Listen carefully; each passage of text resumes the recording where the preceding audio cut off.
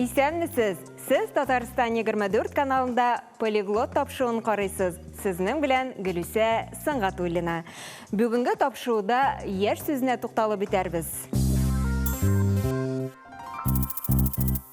Еш сөзі бик көп түрлі мәгънәләргә ие. Әлеге татар сөзен тикшерә башлагач, аның гадәттән тыш кызыклы яклары ачыла.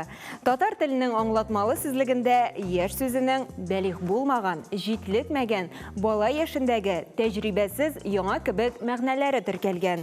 Аның шулай ук кеше, үсемлек һәм кайбер хайван гомеренең бер елы, гомернең билгеле бер чоры кебек мәгънәләре дә бар. Елаганда, бик нык дулкынланганда яки көчле авыртудан күздән бүленеп чыга торган, тессез, үтә күренмәле, тызлы сыйыклык мәгънәсендә йөргән еш сүзе исә бу сүзлектә дә, башка сүзлекләрдә дә аерым урнаштырыла.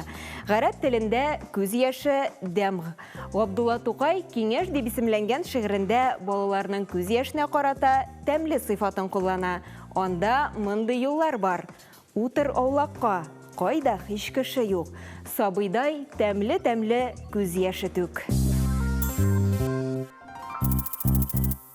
Рифкат Әхмәдиянов еш сүзнең төрле мәгънәләре арасындагы уртак якларны һәм генетик багланышларны ачыклый. Беренчедән, ул гомумтөрки еш сүзнең яшел, суклы мәгънәләренә дә игътибар итә. Һәм аның борынгы гомумтөрки ял сүзнән булуын күрсәтә, ягъни яз, җәй, ел мәгънәсендә. Галим былай дип яза: бу сүзнең төптә үлән дигән мәгънәдә булуы күп санлы изосемантик аналоглар ярдәмендә раслана. Күрәсең, борынгы төркиләрнең яшәү урыннарында яшь үлән елның билгеле бер чорында гына мул булган. Икенчедән, Рифкат Әхмәдиянов күз яше мәгънәсендәге яшь сүзнең һәр төрки телдә молодой мәгънәсендәге яшь сүзнә амоним булып килүен искәртә. Хәтта чуаш телендә дә җул, ел, еш һәм күз яше мәгънәләрендә йөри икән. Габдулла Тукайның иҗатына әйләнеп кайтсак, бәйрәм вә сабыйлык вакыты әсәрендә ул булай дип язган: Тәңре, шигырчы яшемне синнән сырыйм, теләгемне синнән сорамый, кемнән сырыйм. Яшәрү сүзе яшел төскә керү, яшелләнү һәм яшьрәк булып китү мәгънәләренә ия. Шул ук вакытта татар теле диалектында яшәрү сүзе яшьләнү, күзгә яшь тулу мәгънәсендә дә очрый. Рифкат Әхмәдиянов яшь, ял сүзнең мәгънәләрен рус теле белән чагыштырып, кызыклы параллельләрне дә күрсәтеп уза. Лето, җәй, ему 5 лет, аңа 5 яшь, 5 лет, 5 ел. Яшь тутыру, туган көнне уздыру дигән мәгънәгә ия. Ислам әдәбиятында, мәсәлән, Мөхәммәд пәйгамбәр мәңге яшь кушаматы белән билгеле. 1000 яшәр имән, 1000 яшьлек имән дигән сүз. 1000 яшә, 1000 яшькә кадәр яшә, мәңге яшә. Түбәндәге әйтемдә дә яшәр сүзенә шул ук мәгънә салынган.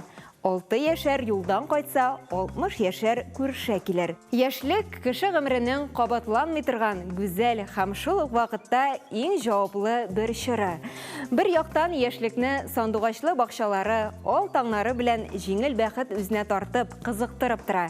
Ә икенче якта авыр юллар романтикасы, кырыс тормыш реализмы.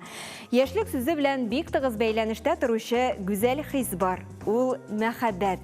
Татар халкының күренекле шагыйре Илдар ага Юзеевның кайсы гына шигырен алып карасак та, аннан яшьлек исе, мәхәббәт, яз исе бөркелә. Илдар Юзеев олы поэзиягә яшьлекнең күркәм сыйфатларын, матур бүгенгесен һәм тагы да гүзәлрәк киләчәген романтик биеклеккә күтәреп җырлаган әсәрләре белән керә. Хади Такташ та мәхәббәт тәүбәсе шигырендә яшьлекнең матур мизгелләрен тасвирлый. Яшьлек, гомерең кыска синең, шундый кыска булып тыела, кишен шәшәк аткан була, таңында инде кыела.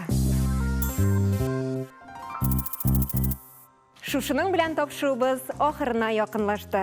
Бүгенге тапшу сезнең өчен файдалы һәм кызыклы булгандыр дип ышанып калабыз. Мин Гөлүсә Сыңғатуллина сезнең белән сау булашам. Барыгызга да язлы кәеф телим. Очрашуларга кадәр.